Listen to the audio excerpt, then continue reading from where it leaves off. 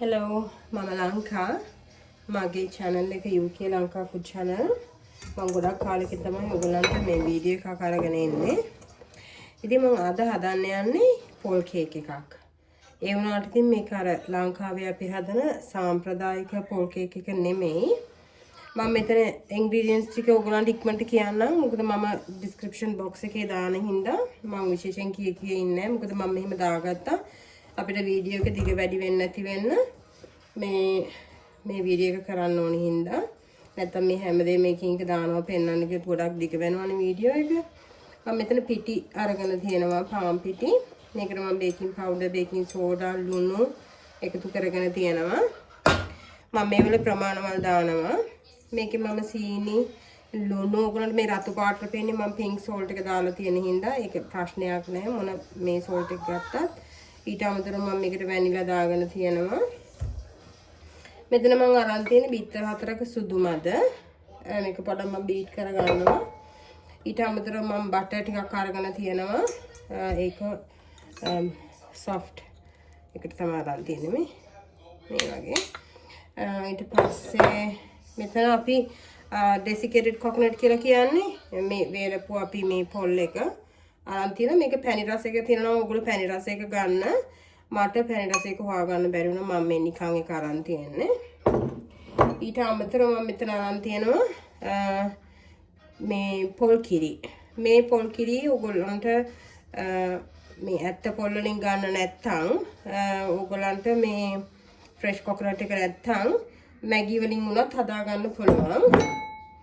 මෙන්න මේ coconut එක තමයි මම අරන් තියන්නේ මේක තමයි අරන් තියෙන්නේ මම වේලපුවා.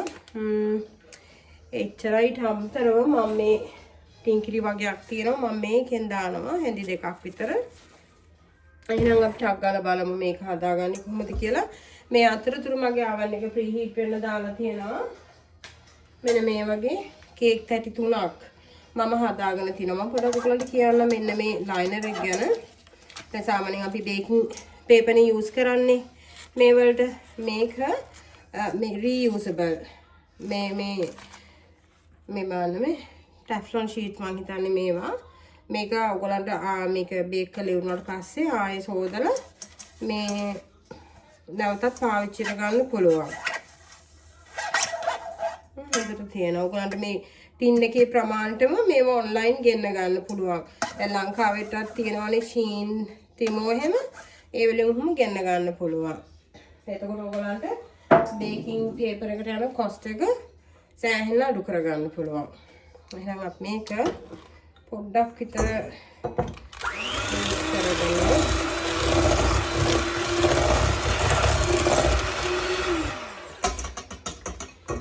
ඊට පස්සේ මම මේකට දාගන්නවා අපේ බටර් ටික.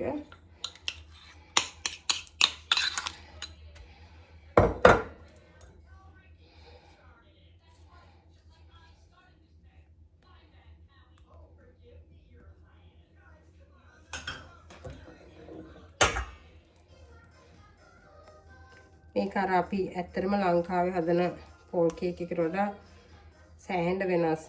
හැබැයි හරිම රසයි. හදලා බලන්න ඕගොල්ලෝ. ලංකාවේ අපි හදන පොල් කේක් එකක් ගොඩක් රසයි. ඒකට අපි අර ස්පයිසස් එහෙම එකතු කරලානේ හදන්නේ. දැන් මේක පොඩ්ඩක් කරගන්න.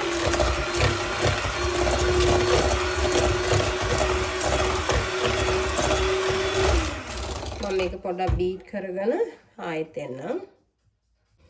දැන් උගලන්ට පේනවනේ මේ බලන්න ගොඩාක් මේ ලයිට් කලර් එකක් ආව මේකට. දැන් මම මේ බිත්තර සුදු මද ටික පොඩ්ඩක් විතර බීට් කරනවා.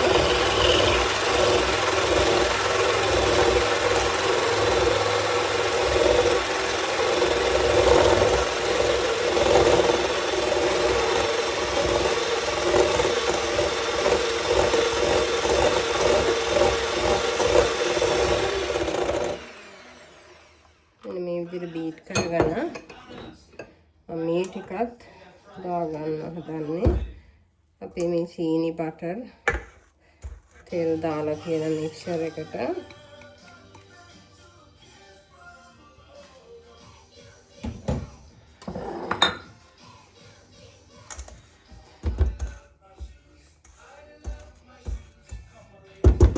දාන මම ආයෙත් මේක බීට් කරගන්නවා.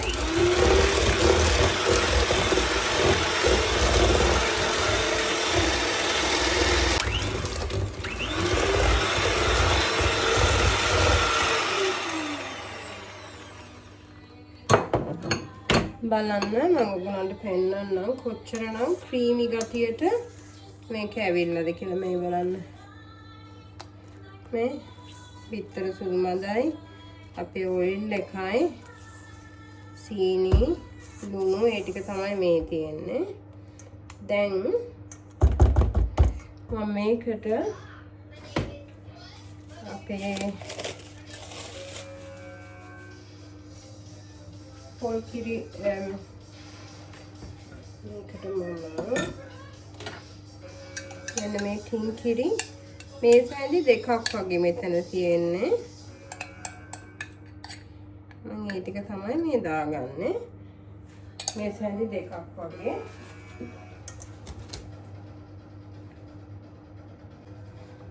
මේ බලන්න මම දැන් ටින් කිරි ටික දාගත්තා. ආයෙ පොඩ්ඩක් අපි මේක බීට් කරගෙන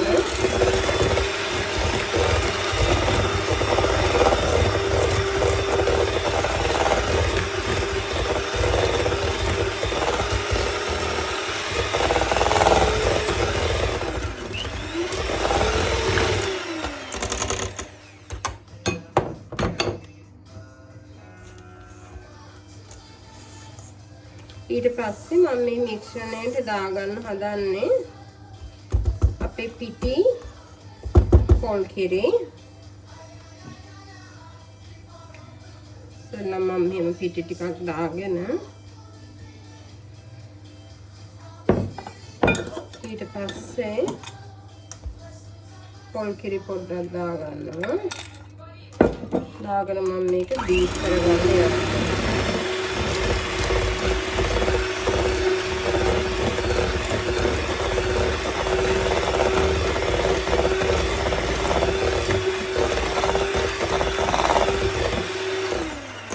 කේක් එක හයිවේ මෙහෙම පිටි දාලා බීට් කරාම කියලා එහෙම බය වෙන්න එපා. මොකද ඔයගොල්ලෝ මේ පැය ගණන් බීට් කරන්නේ නැහනේ.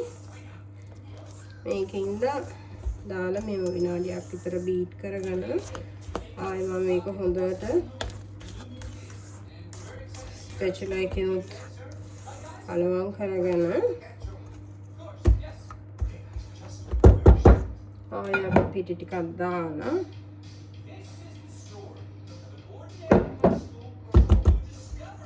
ආයෙත් අපි පොල් කිරි ටිකක් දාගමු. පොල් කිරි ටික ඔක්කොම දාලා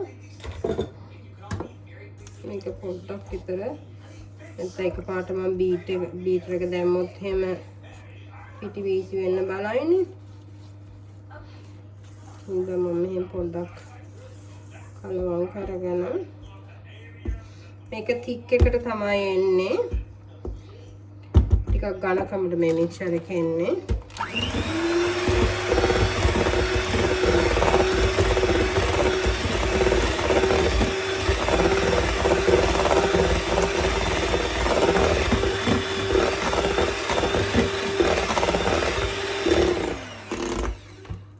දැන් ඔයගොල්ලෝ අනිත් පිටි ටිකක් දාගන්න.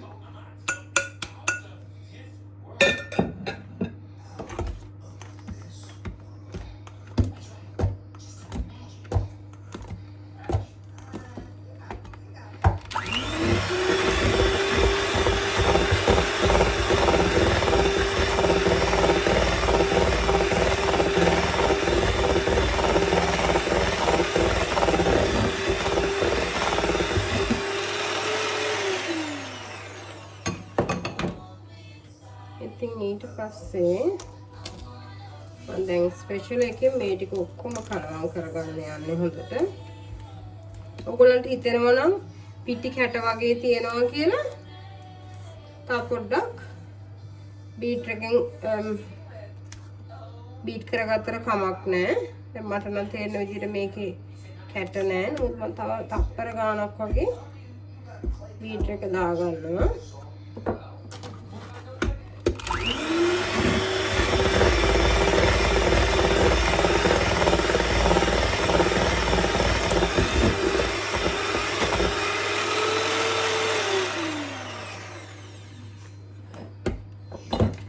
දැන් මම අපේ මේ පොල් ටික භාගයක් විතර දාලා හොඳට ස්පෙෂල් එකකින් කලවම් කරගන්න යන්නේ.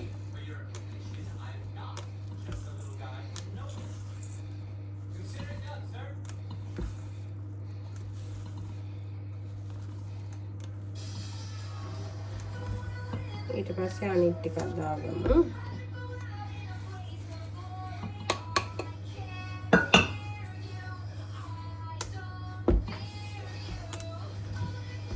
එහෙම කරලා පෙරලගෙන හොඳට කලවම් කරගන්න.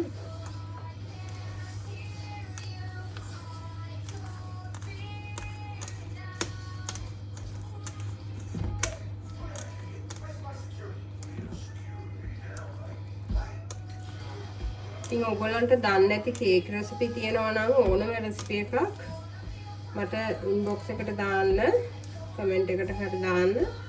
මම ඕනම කේක් රෙසිපි එකක් ඔයගොල්ලන්ට දන්නේ නැති එකක් හදන විදිය රෙසිපි එක අරගෙන එන්නම්. මට කමෙන්ට් එකක් දාන්න.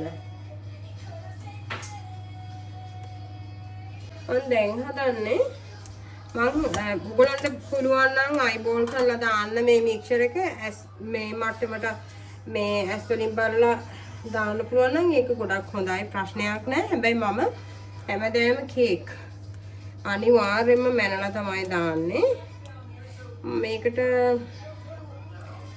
ග්‍රෑම් 400ක් විතර දැම්මා.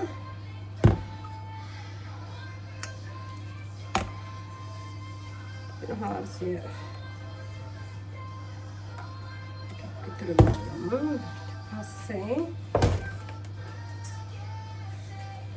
අනිත් එකක් තියලා මම මේ විදිහට 0 කරලා පස්සේ දාගන්නවා. ඒ කියන්නේ මම මෙහෙම මැනලා දැම්මහම මට වරදින chance එකක්ම නැහැනේ. ඒක හින්දායි මම එහෙම කරන්නේ. ඔයගොල්ලන්ට එහෙම කරන්න නැතුව දාන්න පුළුවන් නම් කිසිම ගැටලුවක් නැහැ. ගොඩක් අය එහෙම කරනවා.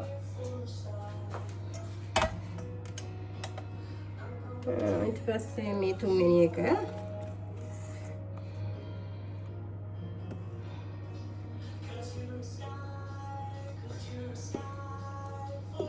ඉතින් මේකේ 500ක් තියෙනවා.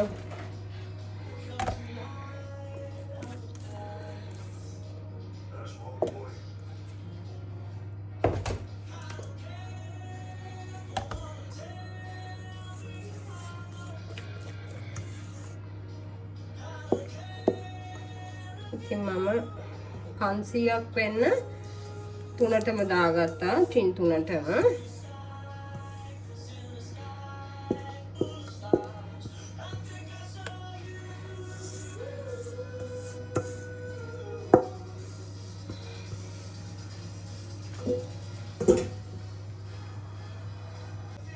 මම දැන් 500 තුනටම දාගෙන තියෙන්නේ. මම ඊට පස්සේ මෙන්න මේ වගේ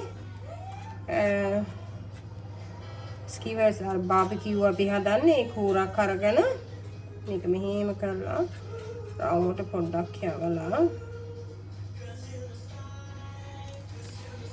අනිත් එකත් මම මේ විදිහටම කරගන්නවා. මොකද අපිට මේ කේක් තුන එක සමානවම තියෙන්න ඕන. ඒක හින්දා තමයි මේ විදිහට කරන්නේ. එක පැත්තක් උඩට එක පැත්තක් එහෙම වෙලා හරියන්නේ නැහනේ. මේකත් මම මේ විදිහට කරගන්නවා.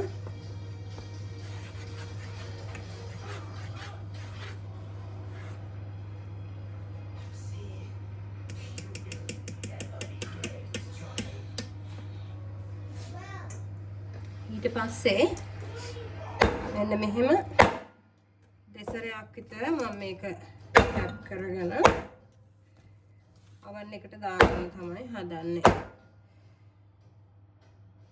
ඉතින් ඔයගලන්ට පේනවා ඇති මම කේක් තුනම දාලා තියෙන්නේ. මට ඉතින් එක තට්ටුවේ තුනම දාන්න බෑ. ඒකින්ද මම තට්ටු දෙකකට දාගත්තා. මම විනාඩි 25ක් දාලා තියෙනවා oven එක. අපි බලමු එළියට ආවට පස්සේ කොහොමද කියලා කේක් එක. ඔන්න කේක් තුන බේක් වුණා. මම එළියට ගත්තා. මම මේක හෙට තමයි අයිසිං කරන්න ඉන්නේ. මම අයිසින් කරනකොට ඔයගලන්ට වීඩියෝ එක අරගෙන එන්නම්.